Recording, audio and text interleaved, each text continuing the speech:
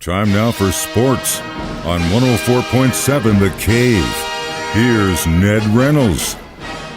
Mike the intern, Ned Reynolds in the studio on a Thursday morning. And guess what? Both of us saw shooting stars this morning. So what'd you wish for? A pot of gold and new legs. Okay. All right. It sounds like two, but I guess at one for each star. Yeah, I was going to say, at your age, I think you actually get two. All right, so let's talk about the Chiefs, who was still banged up yesterday and couldn't practice. Well, there were 4 players, but 2 from the original list, Pacheco and Smith, and they're both out because of injuries. The other 2 were Leo Chanel and Mike Edwards, but they were ill. You have to think they're going to be able to play against the Patriots on Sunday. The other 2 have me a little bit concerned because Pacheco is missing his probably 4th straight practice session since that shoulder contusion is what it's called. It has an injury. It's a concussive, I should say, impact injury. And Donovan Smith, the same thing. He has a shoulder problem. No mention, however, of Drew Tranquill. And that is good because one would have to assume that he is out of the concussion protocol now and ready to play some ball again against the Patriots on Sunday. So we have to look at it as good news and bad news. I hope, well, of course, they practice again today, the Chiefs. And Pacheco and Smith, who knows? They may be out there, they may not. We'll find out later on.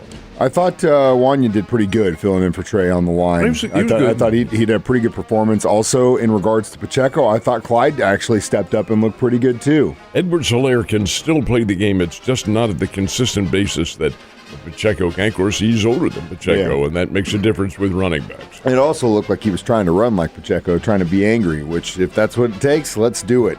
Also, I can't believe it's already Thursday. This week's flown by, but we got a game tonight in an AFC West showdown. Oh, boy.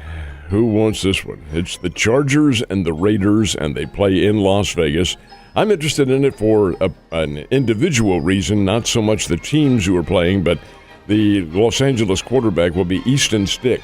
He's replacing Justin Herbert, who is out now for the rest of the year with that finger surgery he had to undergo because of a fracture.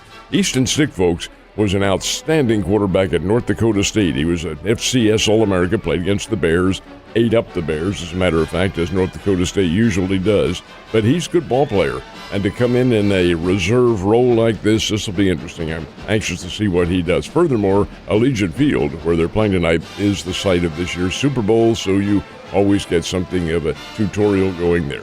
Get a tutorial, and you also get to go gamble. It's a pretty cool place. Let's talk about the Blues and how the fact that they had to let the guy who got them a championship go. Well, the general manager's a guy named Doug Armstrong, and he has to take a look at what the future of the team is, and he decided, I don't know why he chose this particular game, but the Blues got knocked off by the Detroit Red Wings the other night 6-4 after having a lead in the game. He said that wasn't necessarily the catalyst. There were other games involved, including a loss to the Chicago Blackhawks, who aren't really good this year, and another one to the Columbus Blue Jackets. The Blues have lost 14 games this year. They only won 13. But Craig Berube, who has been in charge of that team and took them from last place to the Stanley Cup, their only Stanley Cup ever, is the one who got the axe here because in the thought process of the general manager, the team was not making any progress. So who goes? Of course, it's the captain of the ship. He's got to go. You can't dismiss all the players.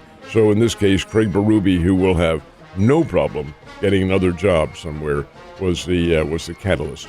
Didn't take long for them to kind of make a little bit of a tweak to that transfer rule, didn't they? Let me ask you a quick question. This is subjective on your part. You have no idea I'm going to ask this. Are you as sick of hearing people suing others over rules that are there in concrete? Are you as sick as I am of hearing this? It's kind of like the old saying that contract is as good as the paper it's written on. When it comes to litigation in the United States of America, I don't care if that contract is locked. I don't care if you got a rule. You see it across the board in all levels of life. Nonsense. it is absolute nonsense. It's become industry in a sense. The legal system and the way this stuff works, it's almost become its own industry. Legal system can go to blazes. This is the rule, folks, is if you're in the transfer portal, the rule is you can transfer 1 year, one time, and you can play the very next year. You don't have to sit out. After that, you have to sit out a year. But no! For the next 14 days, 14 days, folks. December 27th is when there will be a hearing on this. For the next 14 days, a player can transfer a second time without having to sit out. Brought about by a lawsuit in West Virginia by some athlete who had, I don't know, I'm sick of reading about it, but the judge said, all right, we'll put a stay on this for 14 days, and we'll hear about it after Christmas. So the hearing will be held then. In the meantime, a player who has already transferred once, as of today, can transfer a second time without sitting out and paying a penalty for it, and the schools won't be penalized for it. This is utter nonsense, but that's a personal opinion. That is the story.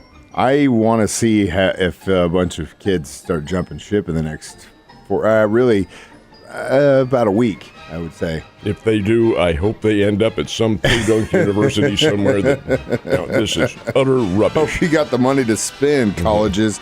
It's funny. We give the NCAA a lot of grief about the way they let things go down sometimes, but in the end, they are a money-making business. And tickets to some of these playoff games are insane. Well, we have to make an addendum there because in the bowl games and things like that, the NCAA doesn't. That's true. They don't govern them. That's governed by private organizations. However, your second premise is this is the Rose Bowl game coming up. Now, the Rose Bowl game, I will admit to you, to a college football fan and to any football fan, is a major attraction. Always is, no matter who plays in it.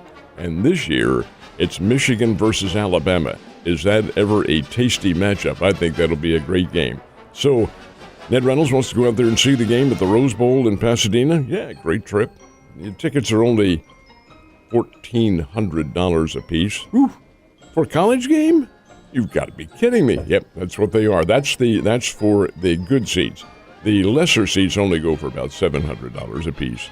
Holy smokes. What about the Sugar Bowl game? That's the second of the playoff games. That's Washington versus Texas, and that is in New Orleans. A great place to spend the holidays and all that. Love that town. Well, the tickets there are only $900. Hey, it's a little bit more affordable. Holy smokes. It kind of evens it out, though, because if you're in New Orleans, you're going to be spending your money on other things. So. You are. That is true. That is absolutely true. Which, if you do go Coop's Place, check out the rabbit gumbo. It's unbelievable. The reports going around that the NFL is going to host a game in Brazil next year. You want to put a friendly wager on if the Chiefs are actually going to be one of those teams? Can't believe it. I have a feeling they might be. Well, they've already been to one. They were the one in Germany this year, in Frankfurt. I'd have to think they want to diversify this just a little bit, but there is going to be a game in Sao Paulo, Brazil, and that will be at the Olympic soccer venue when the Olympics was held in Brazil back in 2017. All right, football game, American football game down there. I'll bet the place sells out. The soccer venue is probably in the neighborhood of 85,000, 90,000 people. And while they probably don't understand American football as such, they understand it a whole lot more than they do in Europe. And it will be whomever is chosen, probably a very big attraction. I have to think, Mike, that it probably won't be the Chiefs. They did have an international game this year. They've had international games in the past. And the NFL likes to diversify these things a little bit. But who knows? I hope the Chiefs don't lose. I don't mean win or lose a game, but lose a home game by going to Sao Paulo, Brazil. If they do go down south, I think that they almost have to give them the visiting slot on that one because the Germany game was our home game. They were home game, yeah. So that would be completely unfair to take away two home games, especially for the owner to have to lose on that kind of money for another year. I get it. They still made something, but it also, the Chiefs are pretty popular down south, and the fact that our tight end is dating a very popular singer who's extremely popular down there. And was just there. That's why I'm saying all this. I'm seeing the picture. It's painted right in front of me. But that doesn't mean you don't want to bet on it, huh? How do you spell that? I don't have any money. Hey, come on, man. I'm a poor person. Come on. I know what he wished for. No more bets. You have a good day, sir.